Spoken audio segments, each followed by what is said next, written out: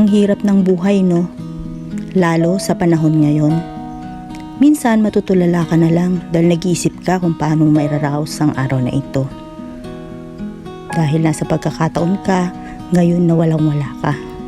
Susubukan mong lapitan kung sino sa tingin mo ang maaaring tumulong sa iyo. Nang walang pag-aatubili. Dahil may tao rin na naiintindihan niya ang sitwasyon mo. Sana meron, pero alam mo, bilang isang tao, kailangan mo ring gumawa ng paraan upang makasurvive sa araw na ito. Samahan ng sipag, lakas ng loob at dasal sa Panginoon dahil alam natin na di niya tayo pababayaan. Tiwala lang.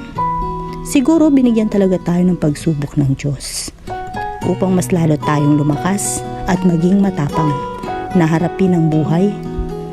Lagi magpasalamat sapagkat nalalagpasan natin ang bawat araw na dumaraan kasama ang mga mahal natin sa buhay.